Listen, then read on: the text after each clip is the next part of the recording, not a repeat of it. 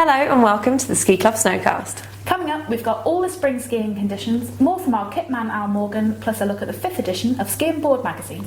But first, a trip down memory lane as a new series comes to Ski Club TV.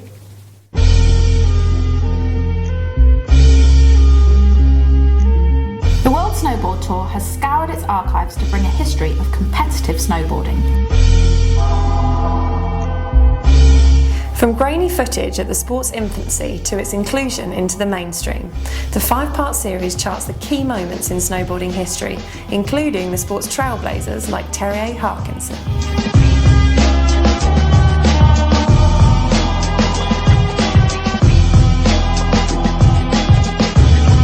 The competitions that are now annual mainstays were then merely concepts such as the Arctic Challenge, Air and Style and Slopestyle events.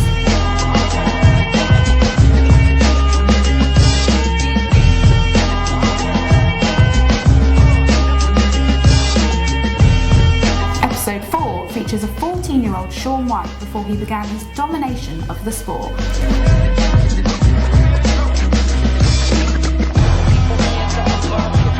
The series brings viewers right up to 2013 with the formation of the TTR World Tour and its inclusion in this year's X Games.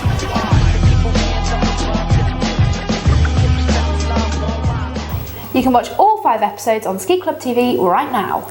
Time now to see how the snow's looking for anyone who fancies a late season trip. Here's Ollie with the latest. Wintry weather made a brief return to European resorts this week, with higher resorts in France seeing over 20 centimetres of snowfall on Tuesday. Higher freezing levels later in the week caused conditions to deteriorate on lower slopes. Rain fell in many Austrian resorts on Thursday, leading to wet and heavy snow conditions in affected areas. It was a similar story in most parts of Switzerland. However, Saas-Fee is one exception, where there's great skiing for this late in the season. Slightly lower temperatures in Italian resorts have helped preserve snow conditions, with areas in both the Alps and Dolomites offering good skiing. If you're after fresh snow and heading to the US, you could be in for a treat. Steamboat could receive 60 centimetres of new snow by the middle of next week. Fresh snow should ensure good skiing at Canadian resorts this weekend, as many prepare to close for the season. Scotland is in excellent shape at the moment, with fresh snowfall on Wednesday night and more expected this weekend. There are strong winds forecast too, but overall conditions are superb for this time of year. Thanks, Ollie. It's great to see some of the Scottish resorts still enjoying such amazing conditions. Now, after such an epic season, what better way to celebrate than with the 5th issue of Ski+board magazine? We've published an online edition available to members and non-members. All you need to do is visit the Ski Club website to view the magazine. Inside you'll find loads of member content with inspirational stories and holiday reviews. There's also a feature on skiing in the Lake District, an article on often overlooked resorts, and the latest from elite British athletes hoping to compete at Sochi 2014. Visit skiclub.co.uk/ski&board for all that and more, plus fill out our short questionnaire to let us know your feedback. And if you're on an Apple device, you can also find the magazine in the App Store. One man who does feature in the magazine is Al Morgan. That man gets everywhere. And here he is giving you some advice on using different waxes for your skis and snowboards.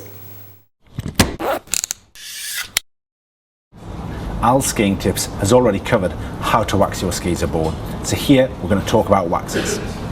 There's loads of makes and models available, and many people just use universal wax. If you want to get more tech, there's temperature rated waxes like this, so look at a cold one and one for warm snow, and if you're somewhere in between you can melt them together. You can also get hard rub-on waxes or little handy packets, shove them in your pocket, and then you can rub them on if you need to beat your friends to the restaurant. If you're riding indoor snow, which again is slightly different, you can get specific waxes for that. And then for artificial or dry slopes, a hard wax like this is really, really good. That's all we've got time for in this Snowcast. Make sure you join us next week where we'll be announcing details of our end of season party. We'll see you there. Bye.